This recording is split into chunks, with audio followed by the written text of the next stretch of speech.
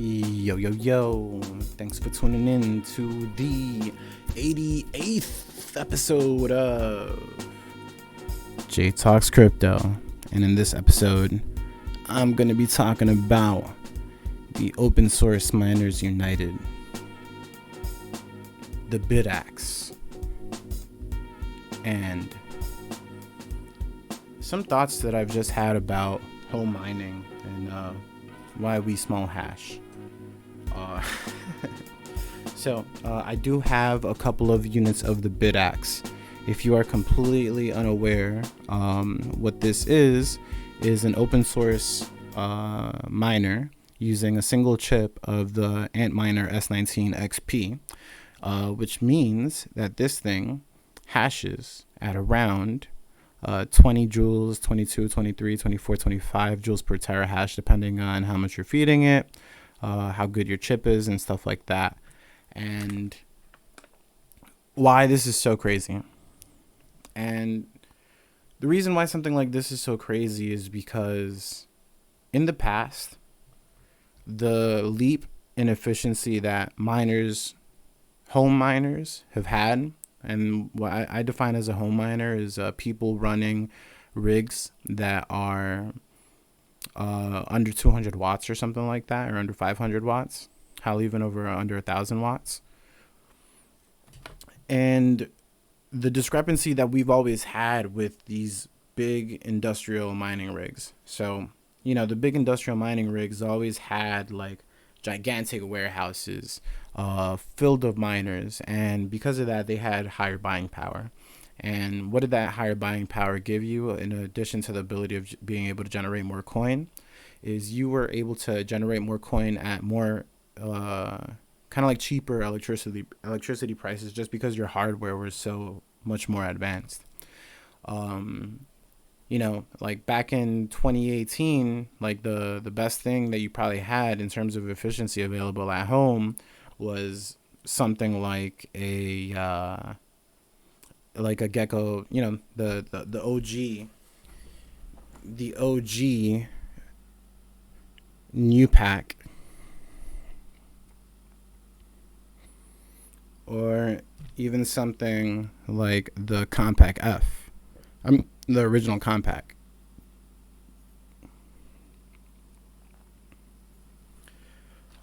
And, they're cool. They're dope. I still have them for kind of like collector's purposes. I kind of see them as like I see the stuff like this as kind of like a Bitcoin NFT, if you will. And, but it wasn't really going to make a dent. Like we didn't have a chance to overtake the large miners with these little USB sticks as much as I want to front like we did. And now that gap is just closing dramatically even. So it's it's like now, like we have 20 joules per terahash, or 21, 22 joules per terahash, and joules is just watts per terahash. See, I don't know why the fuck there's a different, I don't know why they call it joules per terahash or watts per terahash. It's the same shit. But the thing is, it's like now, like the top of the line miner is like the Antminer S21, which hashes at about 17.5 watts per terahash. And I think even with custom firmware, you're like at best you're getting like 16 or 15 or some shit like that. And at that point, you're even running the miner at less wattage than what you should be running it at. So it's like you're kind of like wasting your money in a way. But yeah, it's just now that gap has closed so dramatically. And one of the important things to note is that they're not going to be getting these dramatic improvements in efficiency anymore. Like, I don't think we're going to get to like single digit watts per terahash for a long time. I think it's going to be marginal, 5 to 10% increases from here on out. And so that means that the gap between an extremely large miner and an extremely small miner, in terms of efficiency, has closed just so much. And I always have this joke that I say on Twitter every once in a while, that variant people soon, the large industrial miners will learn that variance is a dirty bitch. And that's kind of just like it's kind of like it's probably a little bit unrealistic, but it is a little bit of a dream, and it is a little bit based in reality. But the reality is that one chip finds the block. Um, One chip always finds the block. An Antminer S19XP, an Antminer S21 is just one of these with 300 chips, 300 plus chips. And one of those chips always finds the block that adds the block to the blockchain. So the implications of that is, like, when I say that variance is a dirty bitch, is we could get something where, like, in a, like, let's say like the price goes parabolic, or if there's a super high increase in interest in making devices like this, in terms of like adoption, or people wanting to mine, people want to play lotto. One of the things that I think that the big miners don't discount is, like, variance is real. You know, sometimes, like, when I was with Brains, and we had enough hash to get a couple blocks a day, or like yeah, a couple blocks a day. And sometimes we would get less than that, and sometimes we would go several days without getting a block, and then other times we would go one day and we would get more blocks than we would get, like, within a 3-day period. And if you have a large influx of people running individual chips, if you pair that with, like, perhaps a little bit of bad luck, you can have, like, an extremely large mining operation just, like, get fucked up for like a month or 2 months. The probability of some shit of them, like, not finding the blocks that they need to pay their bills is not, it's not extremely high, but it's not, in my opinion, it's not low, because people, a lot of these small miners, they might be mining to their own nodes, and they're going to be connected to each other. So maybe that's going to be the fucking block that I wouldn't be surprised if we start seeing a lot more solo blocks getting hit. Is that priced into any model? I don't know. I don't think so. And I'm not saying it's like some overblown threat, but, like, that's one of the reasons why I would hesitate to be a large miner, because, you see something like how much money people spend on the lottery every single year, and running something like this, like, if you can get something like the Bitaxe down to like a $50 cost and sell that shit on Amazon Prime, get that shit in 2 days, like, that'd be fucking hard to compete with. Because this shit is plug and play is fuck. Like, the only thing that might be easier or on the same level as this is the some of the future bit stuff, but there's an argument to be made that, like, Scott and everyone in the Open Source Miners United, like, we really killed this shit. Like, this shit is crazy. Like, you get this with the power supply. I would recommend getting it from opensourceminer.com, directly from the guy who produces them. And yeah, it's some crazy shit. It's you just plug it in. There's a little monitor on it. It gives you an IP. You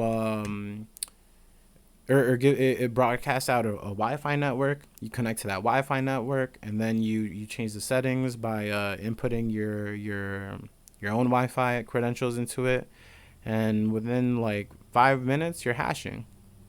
It's really insane. And like, when I started this channel, we didn't have anything that was like this. Like, I remember when, like, one of the reasons I made, like, some of the setup videos that I've made was because I had a lot of trouble figuring out how to even run them. I remember, like, some dude on a random Discord, like, I was, like, typing out the commands, and I was like, it was not working properly, and I would be like, bro, what's going on? Like, what does this mean? What does this mean? And thankfully, like, that dude helped me out. And you know, I was able to like pass on that knowledge to anyone watching. But you know, it's just crazy how much the community has grown.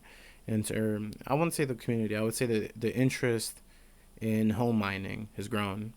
And I also think that one of the things that people don't understand, like that I kind of view this from an anthropological standpoint, is that for some reason humans just want to mine Bitcoin. Before it had any economic value at all, people mined Bitcoin.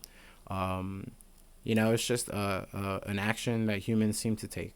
I know it sounds like super weird, especially if you're not into the weeds as I am. There's a lot of background information that I'm not kind of like saying right now that kind of leads me to believe that.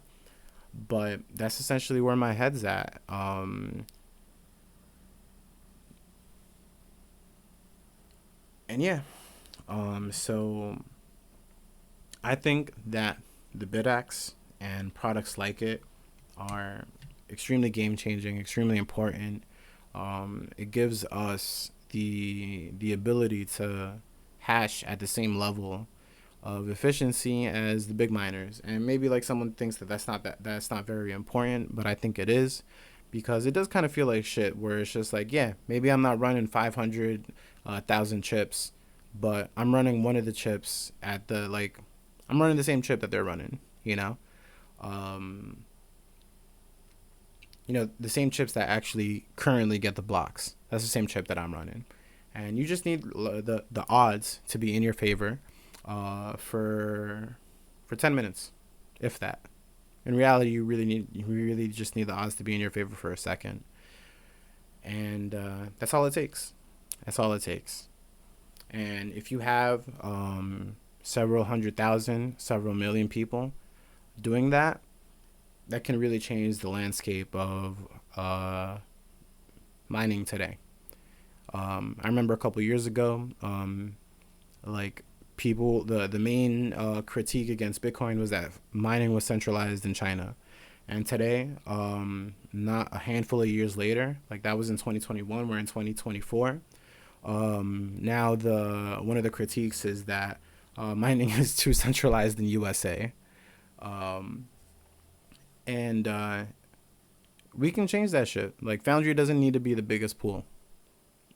We can have a bunch of fucking regular ass people with paying $7 a month to run small rigs like this,